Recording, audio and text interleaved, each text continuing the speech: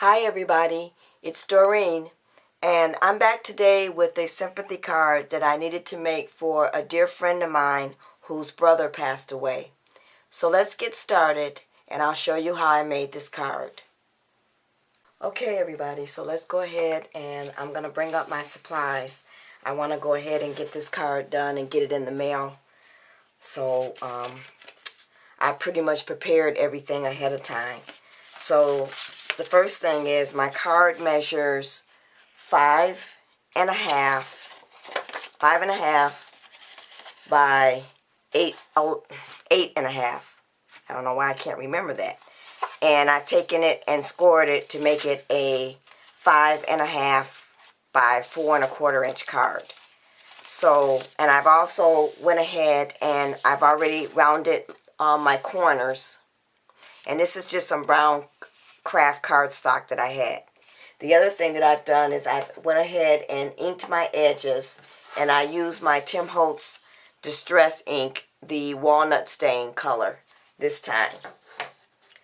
So the next thing I've done is I've taken just some manila cardstock, and actually this is from the back of a manila folder, and I've cut this down to 5.25 by 4. And then I took my Cutterbug embossing folder, the scripts one, and I ran that through my Cutterbug. And then I went ahead and inked my edges. I got a little ink there, but that's going to be okay because I'm going to be covering that up. So what I want to do now is go ahead and adhere this to my card.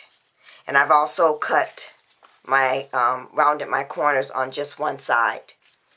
So I first want to just line it up to look to see where I want to place it. And then I'm going to take my ATG gun and go ahead and put some tape on there.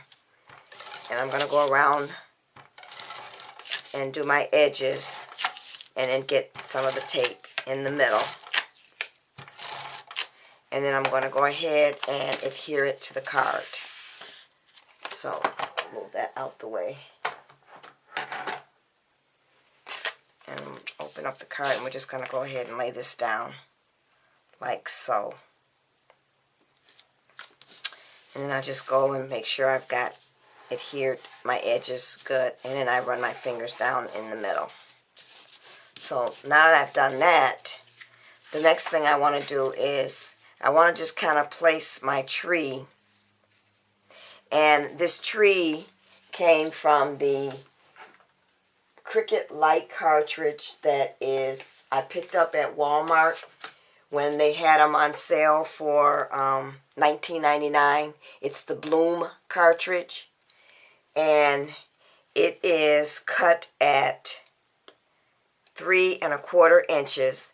And I did this on the Gypsy because what I did was I wanted to hide. I'm going to make that bigger.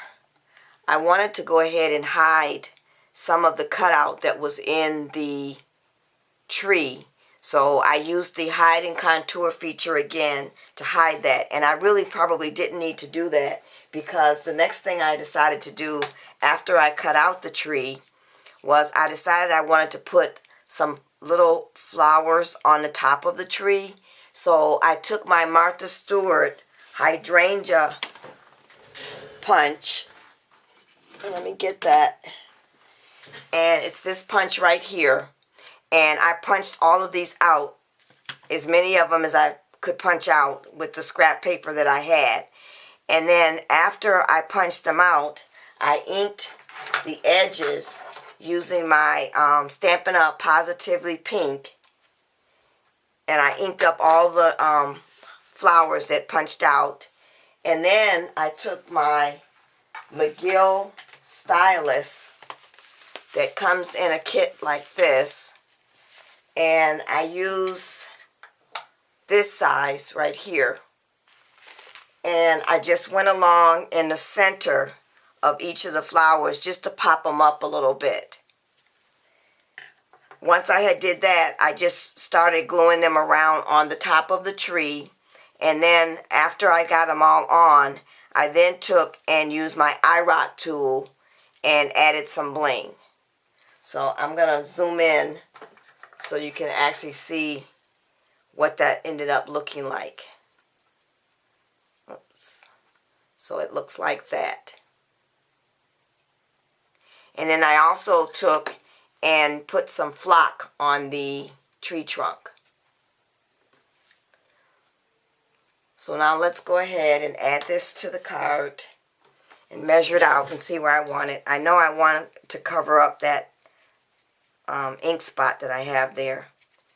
So I think I'm going to place it there because I've also stamped out Deepest Sympathy, and I used the walnut stain ink to stamp this out, and then I ran it through my Cuttlebug again using my spellbinders die, and I used this size.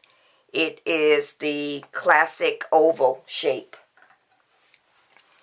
and I'm gonna lay that right there. And then I want to take and put this scalloped edge along here, and this is from my Stampin' Up! Scallop punch. And what I also did was I took and I just poked with my pokey tool. That's what I call it. I poked holes in each one of the scallops. So now that I've looked at it and I see that that's how I want it to look, I'm going to go ahead and tape everything down. So let's put the scallop edge down first. And I'm just going to line that up on the edge. So I'm going to open up the card to make sure I get it right on the edge where I want it. And then I'm going to take my ATG gun again and just run some tape along. And I'm not going to put any down by the scallop edge. And then I'm just going to lay this down on the card like so, and then just run it along there. And I got a little tape there, so I just pull that off. Okay, so now we can add our tree, and I'm going to put the tree right there. So now I'm going to go ahead and I'm going to use my Tombow adhesive for this because I do have those bling on the front. So that kind of makes it a little bit, and I probably could use my zig pen as well to actually put this down. I thought about popping it up, and I decided not to do that. So I'm going to put the tree right here. And I did notice that one of my blings came off. So what I'll have to do is heat up my iRock tool and put that back on. So let's go ahead and finish up the card, and then we'll go back and add that back on there. So the next thing is I want to take the Deepest Sympathy and add that to the card. And what I've done is I've popped it up with some foam tape. And we're just going to go ahead and add that as soon as I get the tape off the one side of the foam tape. My nails are starting to try to come back. So I'm going to put that right there. So what I'm going to do is I'm going to go ahead and get my iRock tool heated up so we can add that bling back on there, and then I can show you how the iRock tool works. Okay everybody, so now I've got my iRock tool all set, and the iRock tool looks like this, and I've put the bling that came off back on. And what you do is there's a button, you first have to turn it on, which I've done, and then there's a button on the top that you push down on, and you'll see a little red light come on, and that lets you know that the tool is ready to go. And then what you do is you just hold down and count a few seconds. I count like up to maybe 15, and I just hold it. And sometimes you can see the glue starting to ooze out from the bling. and then it's adhered. And then I just turn it off, so it's all set. So now let's go ahead and put in our sentiment in the inside. And what I've done is I've stamped out the following. Our caring thoughts are with you during this difficult time. And this is a Hero Arts stamp. And I've stamped it out in the walnut stain again. And I've also inked the edges with the walnut stain. And then once I stamped it on my cardstock, I took my classic square, this size, and I went back and used my Cuttlebug to cut that out. And then I decided that I wanted the background behind that, so I took the next layer up of the classic square and ran it through my die cut, ran it through my Cuttlebug, and then I'm just going to go ahead now and adhere that, this top layer to the bottom layer. So I'm going to use my Tombow for that as well. So for something small like this, I don't need to use the ATG gun. And then I'm going to go ahead and add that on top of the bottom layer. And just make sure I have it going all adhered. And then I'm going to go ahead and add that to the card in the inside. So I'll use my Tombow again to go ahead.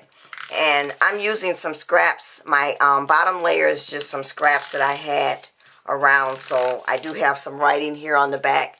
Or I had ran this through my printer when I was working on creating a card and making my sentiment using the computer.